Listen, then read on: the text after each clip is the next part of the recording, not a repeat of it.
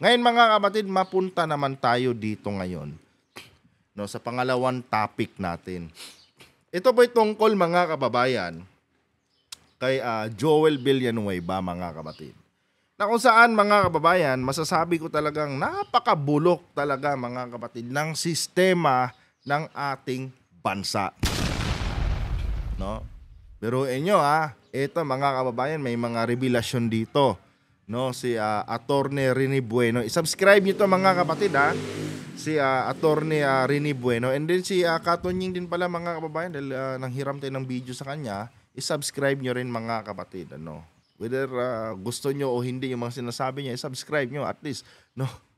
Makakapag-comment kayo sa kanyang mga sinasabi, no? At naka-alert kayo lagi sa mga opinion niya. And ito mga kapatid, kay Attorney Bueno naman tayo ngayon, no? And tungkol nga dito kay tungkol nga ito kay Joel Villanueva. At yun na nga, ang title dito ay Ombudsman, no? Orders dismissal and perpetual ban for Senator Joel Villanueva over PDAF, no, misuse. Mga kapatid, meron na pala di umanong tawag nito dismissal at perpetual ban para kay Senator Villanueva noon, no, way back 2016 siguro kung di ako nagkakamali. Yun yung nabanggit dito ni Attorney Bueno. Pero mga kababayan, ang problema, no, dahil bulok yung sistema natin, kahit may mga ganong orders ng ombudsman laban kay Joel, nakakalusot pa rin at nakakatakbo pa rin si Joel. Pakinggan natin mga kababayan, sorry. Pakinggan natin yung paliwanag dito, no, ni Attorney Bueno mga kapatid, at bigyan po natin ng sarili nating opinion at reaction. Huwag kalimutang i-subscribe si Attorney Rene Bueno mga kapatid. Marami kayong matututunan dito. And paki-like na rin itong ating video ngayon para i-share pa po ni YouTube sa iba pang hindi pa nakakapanood. Eto. Buenos dias, buenos tardes mga amigos, mga amigas, sa aking mga kayubi sa Usapang Batas. Forward natin. Ngayon, ang pag-uusapan natin ay tungkol sa isang administrative order ng Office of the Ombudsman. Na inilabas noong 2016 pa. Ito mga kapatid, no, administrative order na inilabas di umano ng Ombudsman noong 2016 pa mga kababayan, laban kay Joel Villanueva. Pakinggan natin.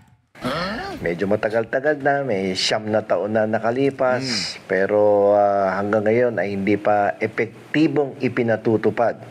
Di ba? Yun yung mali, mga kababayan, sa sistema ng ating bansa. Napakatagal po, mga kapatid, ng proseso, no, ng ating batas. Kasi kung naipatupad do mga kababayan, di sana walang Joel Villanueva ngayon. Pero inyo, 9 years, mga kapatid, no? Magpahanggang ngayon daw, mga kababayan, hindi pa po naipatutupad ito mga kababayan. Kaya malaya pa rin nakakatakbo itong si Villanueva. Tuloy.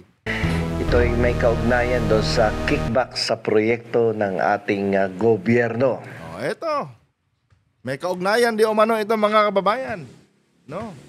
Itong administrative order na ito.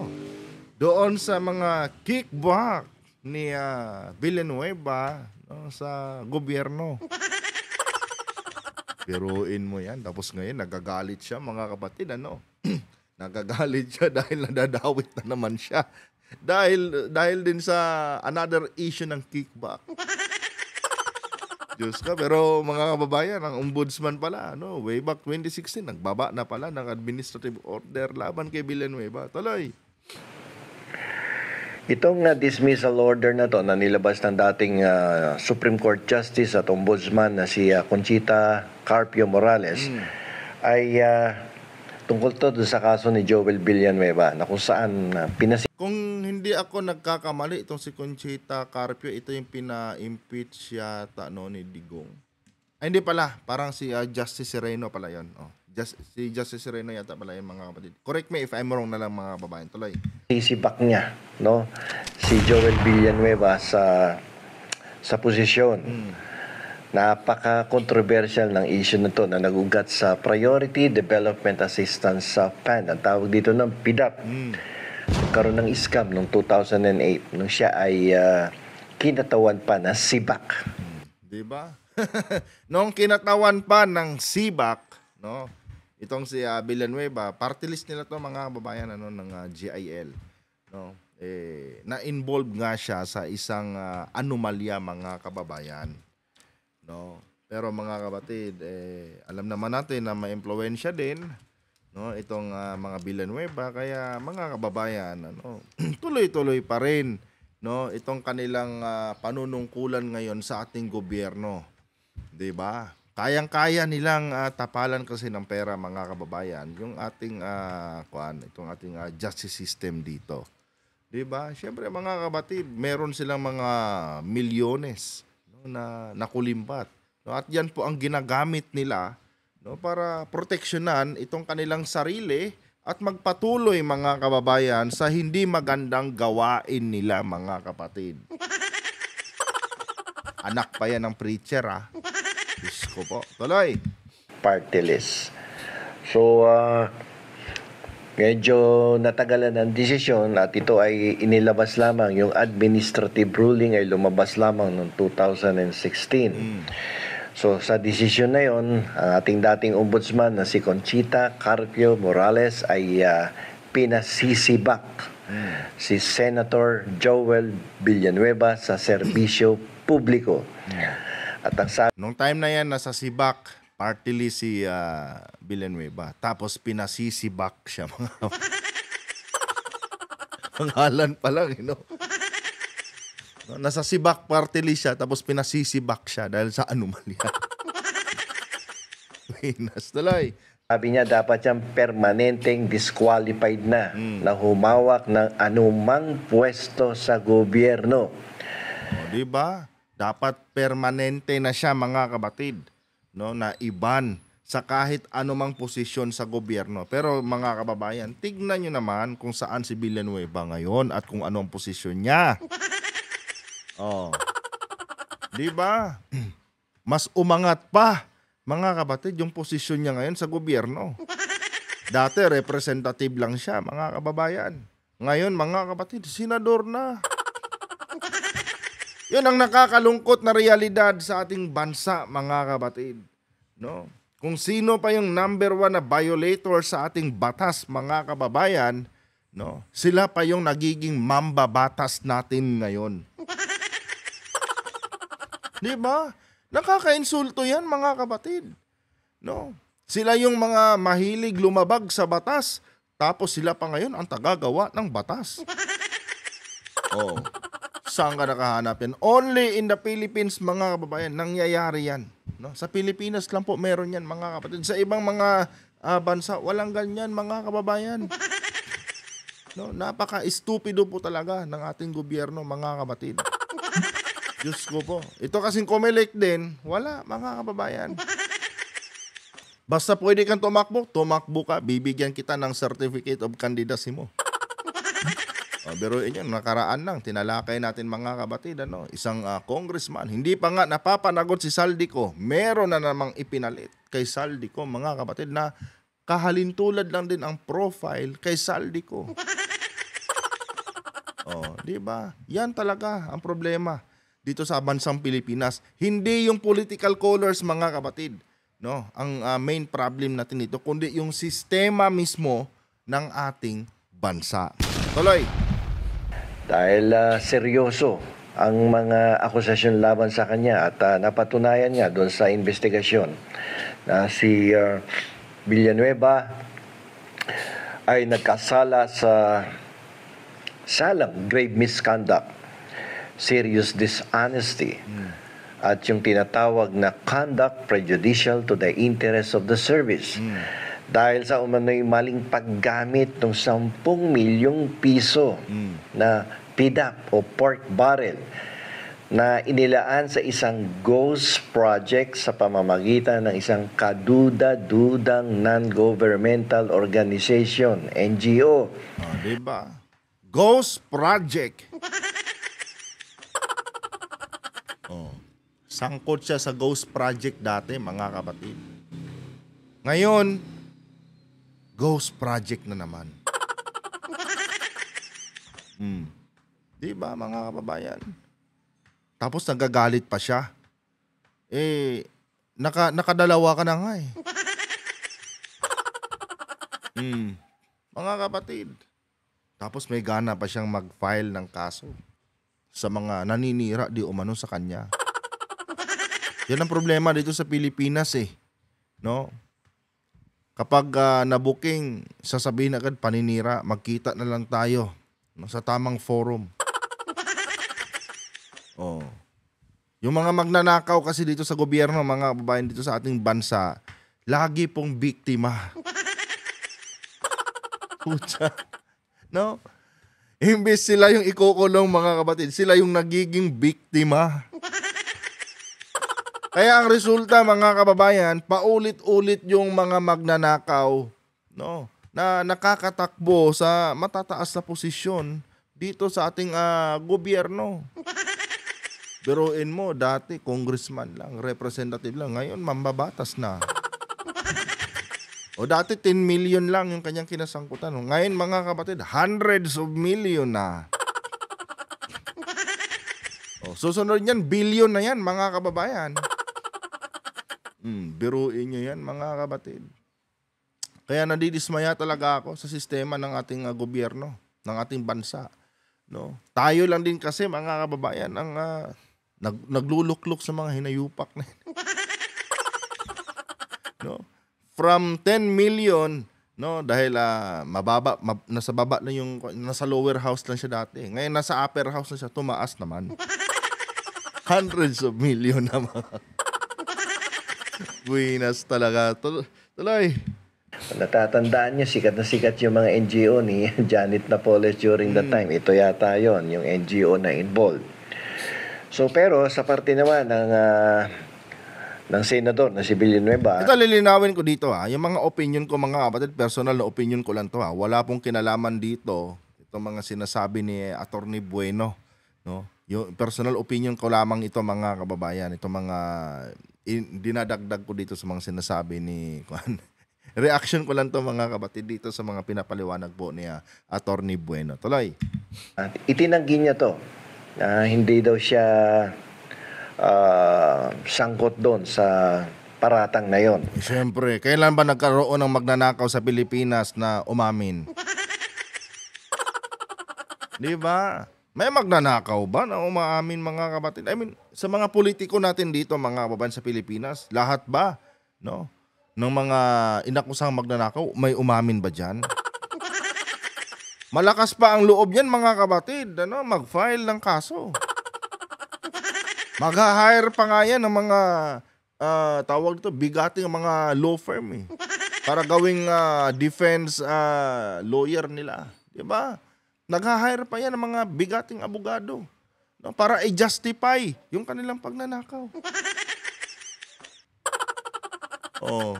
Diba? Lahat naman ng mga politiko dito na inakusahan, mga kababayan, laging inosente yung laro, laging biktima. Ang kakapal na muka. Kaya dapat, mga kapatid, ito suggestion ko lamang. Every time sana na merong mga politiko na nai-involve, no, sa kahit anumang katiwalian, no, especially dito, tulad dito sa nangyari sa DPWH, sa talagang trilyon na, mga kababayan, yung involved dito na pera ng kaba ng bayan na binulsan itong mga hinayupak na politiko. Dapat, mga kababayan, no, automatic, guilty or not guilty, mga kapatid, i-freeze agad yung kanilang mga assets, 'di ba? Nang sa ganon, hindi nila magamit 'yan, no, sa pag-hire ng mga abogado na bigatin. 'Di ba? Nakaka-insulto no? Galing sa kaba ng bayan, ninakaw nila yung pera, mga kababayan, tapos ito ding pera ng taong bayan ang gagamitin nila, no, sa pag-hire ng mga bigating abogado para gawing para depensahan, no, yung kanilang mga ginawang pagnanakaw sa gobyerno. Kumbaga, mga kapatid, ginigisa tayo ng mga hinayupak na ito sa sarili nating mantika. Kaya dapat magkaroon ng batas na once, no, nagkaroon ng aligasyon ng isang politiko, no, regardless kung hindi pa napapatunayan, dapat magkaroon muna mga kapatid ng tinatawag na temporary na pag-freeze sa kanilang asset, no? Until such time na maklear na yung kanilang pangalan, no? At dapat, no, gobyerno, mga kapatid, ang magbibigay sa kanila ng abogado. Hindi sila pwedeng mamili kung sino yung pwede lang kuning counsel, no? Dapat gobyerno. Kasi meron naman tayong PAW eh. 'Di ba? Dapat ganun. Nangyayari kasi dito sa bansang Pilipinas, no? Hangga't wala pang isinasampang kaso mga kababayan, no? Malaya nilang nagagamit yung kanilang pera. No? Malaya silang nakakapag-hire mga kapatid ng mga counsel nila, no? Legal counsel nila mga kababayan. Dapat 'yan po ang gawin, no? Dapat may gumawa ng batas mga kababayan na kung saan once na na-involve ka, nagkaroon ka ng allegation about corruption, pansamantala mo nang ipiprease agad, automatic, yung assets mo. No? At ang gobyerno na ang bahala na magbigay sa'yo ng defense counsel mo or defense lawyer mo. No? Para patas mga kapatid. No? Hindi nila mapakinabangan yung kanilang mga yaman. Kasi dito kasi mga kababayan, kaya nga sinasabi na ang hustisya ay para lamang sa mga mayayaman. Dahil mga kapatid, yung mga bigating abogado, no, yung mga nandyan sa mga bigating law firm, ang nakaka-afford lang din kasi niyan, no, is yung mga mayayaman lang din mga kapatid. Mga mayayamang yumaman dahil sa pagnanakaw, no, sa pera na galing sa kaban ng bayan. Oh, 'di ba? 'Yun ang dapat gawing batas, no? Na automatic pag si ganito, kinull out ka ng isang resource person. Pasensya na, kailangan muna nating i-freeze ang mga assets mo. No, lahat ng mga ari-arian mo, i-freeze muna 'yan. At bibigyan ka ng gobyerno ngayon ng sarili mong counsel, no, defense lawyer. O siya na magre-representa sa iyo. Pag napatunayan na malinis ang pangalan mo, i-release lahat. Lahat ng naka-freeze diyan i-release. Dapat merong ganun. 'Di ba? Para maging patas mga kapatid. Kasi ito mga kilalang law firm, pag sinabi mo kasing bigatin ng isang law firm mga kapatid, ibig sabihin magagaling yung mga abogado diyan, no? Sa nasabing law firm na 'yan. Kaya mga kababayan, no, dapat diyan sa mga law firm din na 'yan mga kapatid, pag patungkol na sa anomalya, no, ng sa pera galing sa kaban ng bayan yung issue ng kliyente, dapat mga kababayan, pagbawalan din dapat sila na mag-hire or i-hire mga kapatid ng mga politiko. 'Di ba? Dapat may mga ganyang batas din. I'm sure mga kapatid, pag may ganyang batas tayo sa Pilipinas, panigurado 'yan mga kababayan. Mapapadali yung proseso, no, at pagpapakulong nitong mga nitong mga corrupt na mga opisyal ng ating gobyerno. Yan talaga ang nakikita kong solusyon mga kapatid. And sana may senador o congressman na makarinig sa atin, no, sa minumungkahi natin at gawan ito ng ng batas mga kapatid.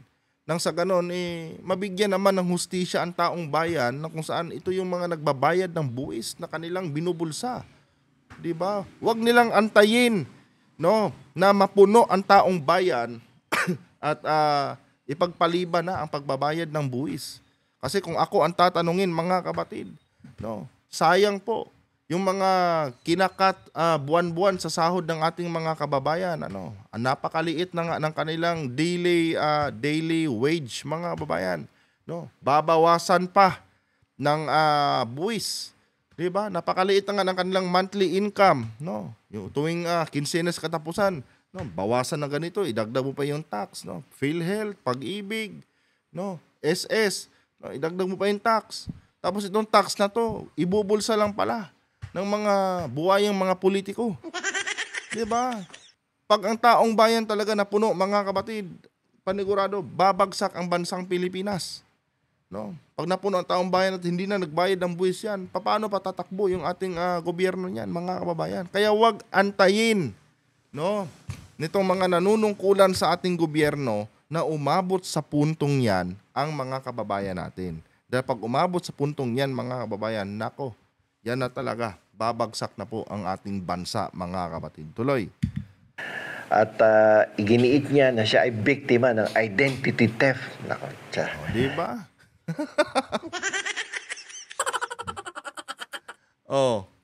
Biktima daw si Villanueva, mga kababayan. Iginiit daw ni Villanueva na biktima siya ng identity theft. Ang galing na mapalusot, mga kapatid. Ngayon, Joel, no? Second time around. The same issue. Ghost project pa rin. Corruption pa rin. Anomalya pa rin.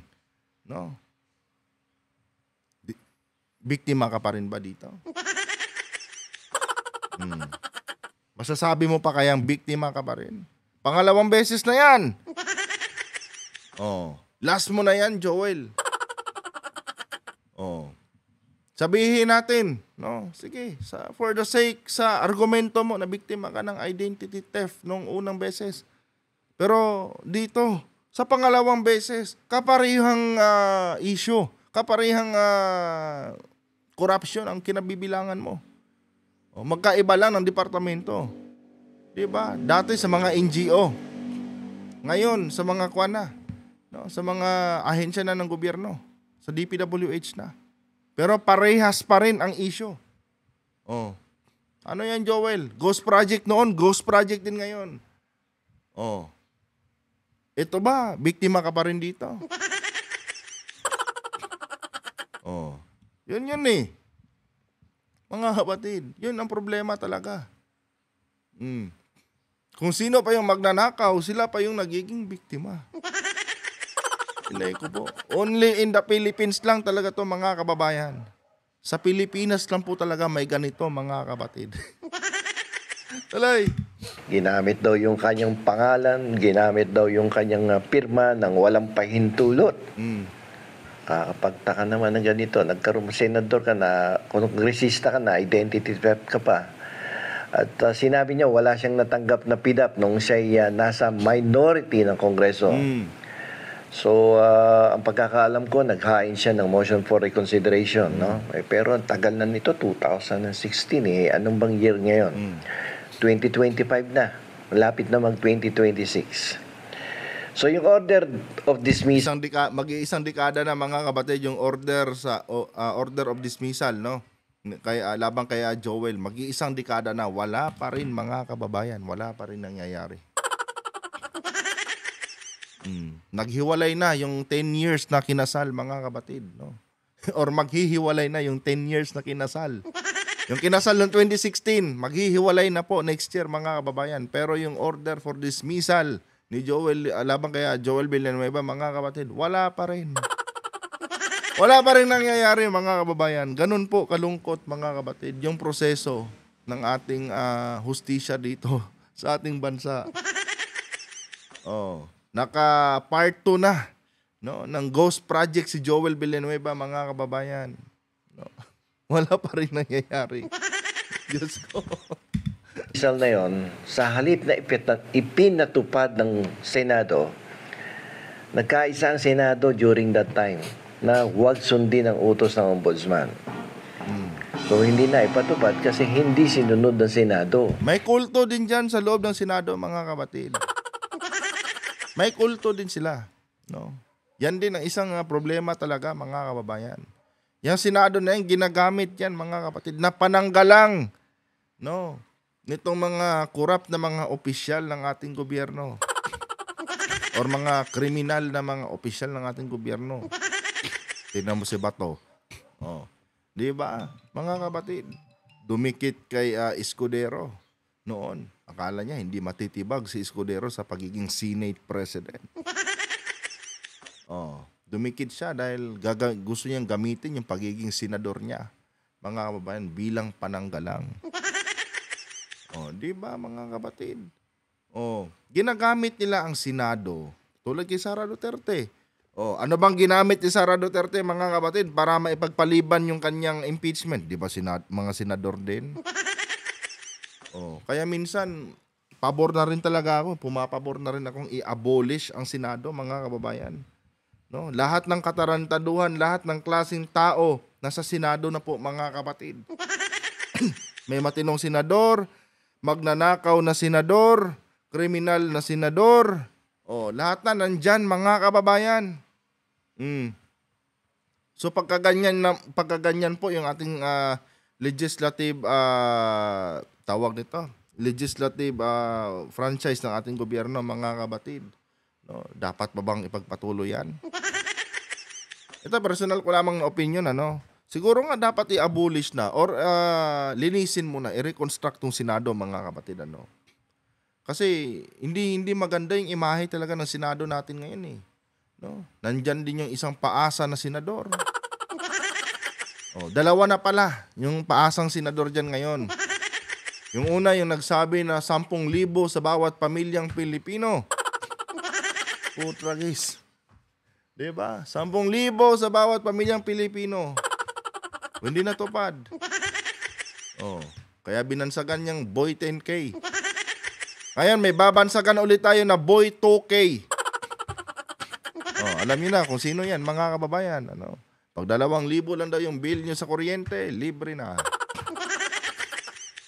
Pero wala, mga kapatid. Nung nanalo, iba ang prioridad. Inay ko po. Tuloy. Yung desisyon ni Ombudsman Conchita Carpio Morales. Ang paliwanag ng Senado, ayon doon sa legal opinion ng kanilang legal counsel dyan sa Senado, wala daw jurisdiction ng Ombudsman na magpataw ng administrative penalty tulad ng pagsibak sa dating SIBAC Party List Representative na si Joel Villanueva, isang halal na miyembro ng Kongreso. Ang sabi ng Senado, yung Ethics Committee lang ang may kapangyarihan na magpataw ng disiplina sa mga miyembro nito.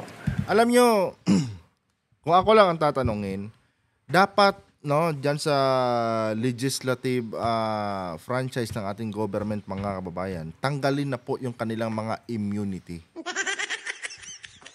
Dapat tanggalin na yan, mga kabatid. Kasi yan yung madalas naaabuso nitong mga pasaway natin ng mga opisyal. Yan po yung lagi nilang sinasandalan, yung kanilang immunity, mga kababayan. Dapat tanggalin na po yan. Nang sa ganon, mga kabatid, tuwing may mga ganitong issue about corruption, mabilis mapapanagot itong mga hinayupak na ito. Kung ganyan ng ganyan kasi, mga kababayan, na mayroong mga immunity na yan, walang mangyayari sa ating bansa, mga kabatid. Dito sa issue ng flood control ngayon, mga kababayan, panigurado, itong mga kontraktor lang at mga corrupt na mga opisyal ng DPWH ang mapapanagot niyan, mga kabatid. Lalo na ngayon na bumaba si Lacson at wala pang napipisil na papalit sa kanya. Ito, mga kababayan, kumbaga, may pakiramdam na ako, mga kabatid, na parang mauuwi na naman ito sa kwentong Napoles. Ang nakulong lang nung time ng PDAP si Napoles. Yung mga dating sangkot na mga opisyal ng ating gobyerno, mga senador, napalaya din. Ngayon, mga kababayan, baka mas worst pa. Walang senador na makukulong, at ang makukulong lang, ito lang mga kinasangkapan nitong mga corrupt na congressman at senador. Yan. Mahinala ako, mga kapatid, na ganito na naman ang mangyayari ngayon dito sa issue po ng flood control sa ating bansa. Tuloy. Ay, totoo naman yun, Through the Ethics Committee, yun lang ang pwedeng magdisiplina, magsuspinde, at sibakin ang kanyang sariling miyembro.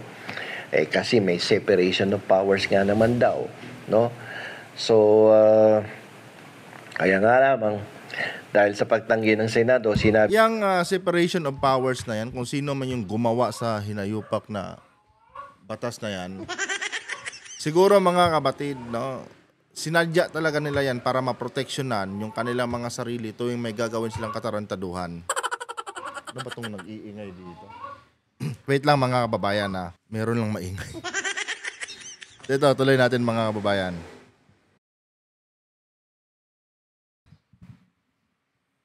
Sabi ni dating Ombudsman Carpio Morales na na naging katatawanan ang Pilipinas sa ibang bansa dahil sa hindi nito maipatupad ang batas sa isang opisyal na napatunayan na Alam niyo mga kapatid, tama naman dito si Conchita Carpio. Tama ba? Yung ba yung binanggit, attorney? Basta yung sinasabi ni attorney, tama naman to mga kababayan. No? Sa ibang bansa, mga kapatid, hindi pwede yung ganyan. Pag ang isang opisyal ng kanilang gobyerno nagkasala, mga kababayan, no, automatic yan, mga kapatid, kulong. Kulong agad. Doon pa nga nung nakaraan, mga kababayan, saan ba yun? I think sa Thailand ba yun? Thailand or basta somewhere dito sa Asia lang din, mga kababayan, yung babae, no, na kung saan hinatulan po, mga kapatid, ng hinatulan po siya ng parang death penalty at hinatol sa kanya. Oh. Nangurakot lang yun, mga kababayan, ha. Kung hindi ako nagkakamali, parang Vietnam pala yata yun, mga kapatid.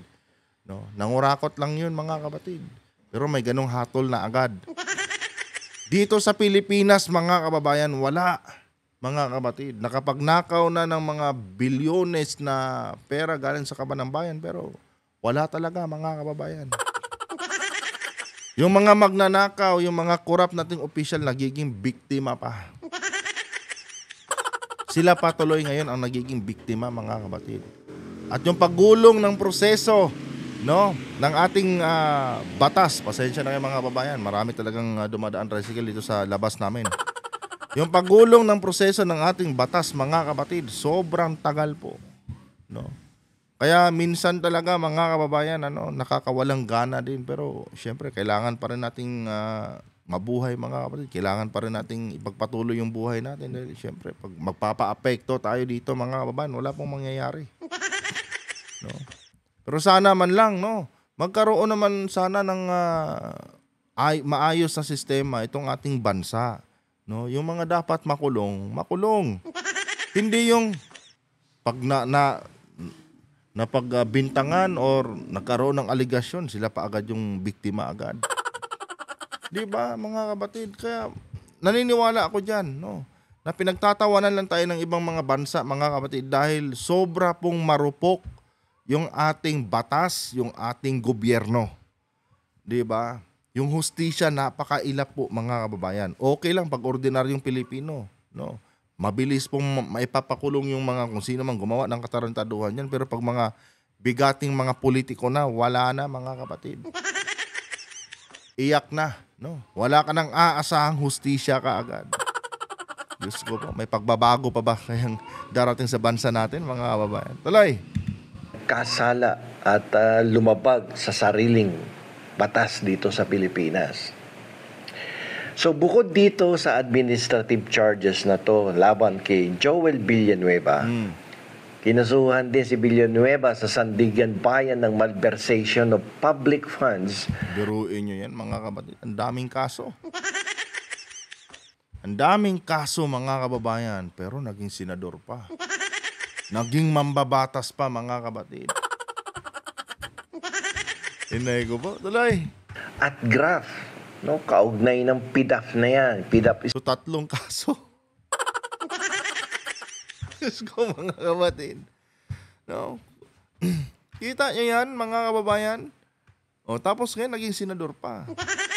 Tapos ngayon, mga kapatid, imbis na magtino, inulit pa, mga kababayan. Diyos ko. Kawawa tuloy yung mga kinakasangkapan nilang mga tao tulad nitong sa tauhan sa DPWH. 'Di ba yung mga 'yan, no? Kung tutuusin, mga kapatid, mga biktima lang naman yung mga 'yan eh. Dahil gaya ng sabi ko sa inyo, mga kababayan, kung wala po sanang korap na mga politiko, walang korap na congressman, walang korap na senador, yang mga taga-DPWH, wala din makukurakot yan. Oh, real talk lang, mga kapatid. Kung walang korap na opisyal sa ating bansa, yang mga ahensya ng gobyerno, walang makukurap yan, mga kababayan. Pero dahil may korap na mga politiko, syempre, mga kapatid, no, sino ba ang ayaw ng pera? Di ba? Lalo na dito sa DPWH. O, pwede kayong kumita pagka tinulungan nyo, no? Pagpagamit kay senator or kay congressman, pwede kayong kumita. O, ano? Game kayo? O, syempre sila, mga kababayan. O, nabibilang na nila, ito, bilyonis na tong kontrata dito. Maganda to. O, di ba? Akala kasi nila, mga kapatid, dahil senador, congressman, yung nasa likod, hindi na mabubuking. O ngayon, mga kababayan, no? Nagpagamit itong mga hinayupak naman ng mga opisyal ng DPWH. At ang mas matindi pa dito, mga kababayan, lumaki ang ulo ng DPWH. Tulad itong kay Cabral. Siya na ngayon, mga kapatid, no? Ang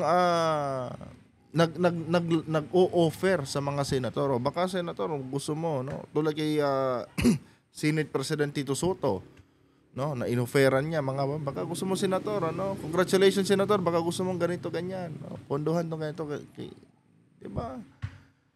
Lumaki na ang ulo nila dahil nakatikim na sila ng pera eh.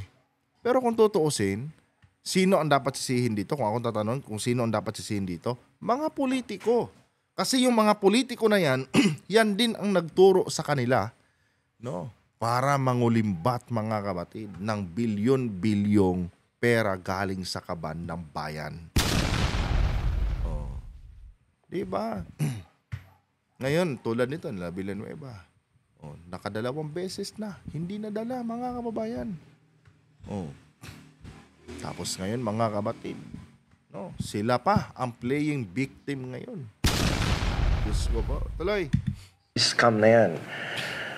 Ang mga kasong kriminal na ito ay patuloy na o nananatiling nakabinbin sa ating husgado sa special court diyan sa Sandigang Bayan. Wala pang final judgment of conviction. Pero magtataka ka na lang talaga no? Bakit pagka mga mai-impluwensyang tao na ang nakakasuhan, automatic, mga kapatid, ina-archive yung mga kaso nila? Bakit ganun? Di ba? Tuloy, mga kababayan, naging damay-damay na rin, no? Maging sa mga maliliit na mga Pilipino, no?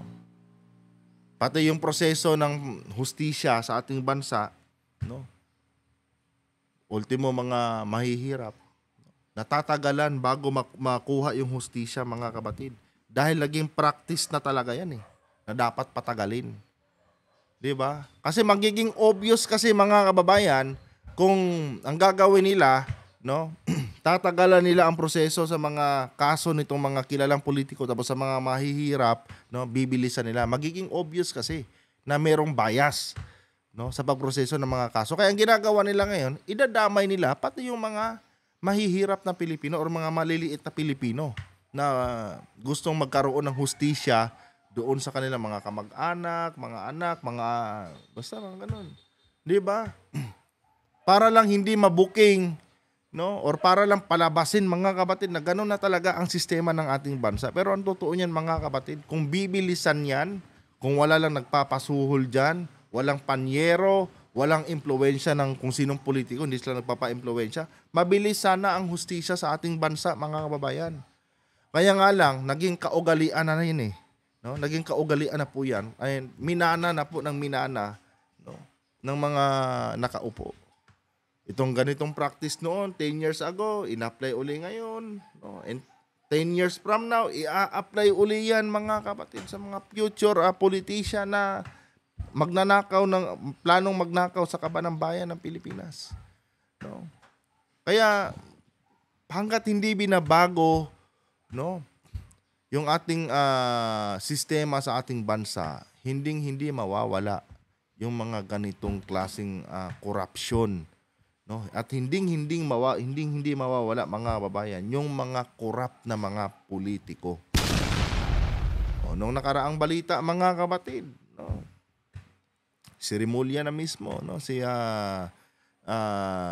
Secretary Boying Remulla na ngayon ay ombudsman na, no, ang nagsiwalat na meron tayong mga inaalagaang buwaya sa loob ng House of the Representatives. 'Di ba? Yun ang masaklap na katotohanan, mga kababayan. Kumbaga, tayo lang din ang gumagawa ng sarili nating multo. At ang nakakakuan lang dito is damay-damay. No? Pag gumawa sila ng anomalya, madadamay pati yung mga mahihirap nating mga kababayan. Siyempre, mga kapatid, apektado ang ekonomiya ng ating bansa.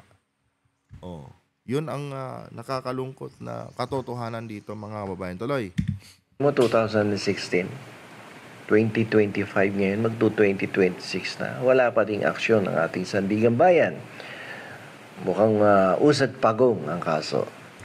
Wala Ngayon, may bagong akusasyon. Yung tungkol naman sa flood control scam. So, alam naman natin lahat, kamakailan, nasangkot si Joel Villanueva.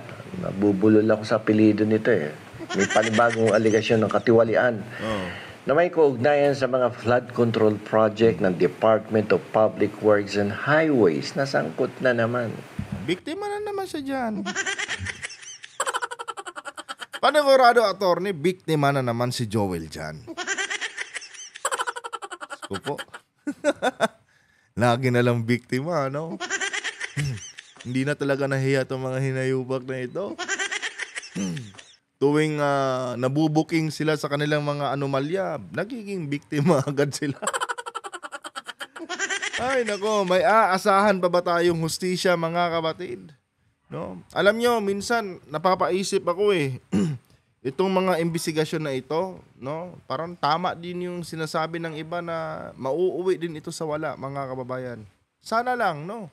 Wag mapagod ang ating presidente Marcos, 'di ba? At patuloy pa rin niyang ipupush ito, mga kapatid, hanggang sa umabot ito sa pagkakulong, no? Sana lang talaga. And dapat pagka nasintensyahan na, wala nang apila-apila. No, dahil sa mga lintik na mga apila-apila na yan eh, napapawalang sala yung may sala eh. No, dapat pagkulong, wala nang part 2 na mga pag hearing or whatsoever dyan na ginagawa. Dapat kulong na talaga. Ang problema kasi, apila, pagdating ng araw, papalipasin lang yung ilang taon, no, kung saan halos patay na lahat yung mga witness, mag-aapila. O pag nag-apila sila, wala na, napapawalang sala sila. Tapos, after how many years, after 1 year or 2 years, no, tatakbo uli. Ipapangalandakan pa ng mga hinayupak na nalinis daw nila yung kanilang mga pangalan. Animal.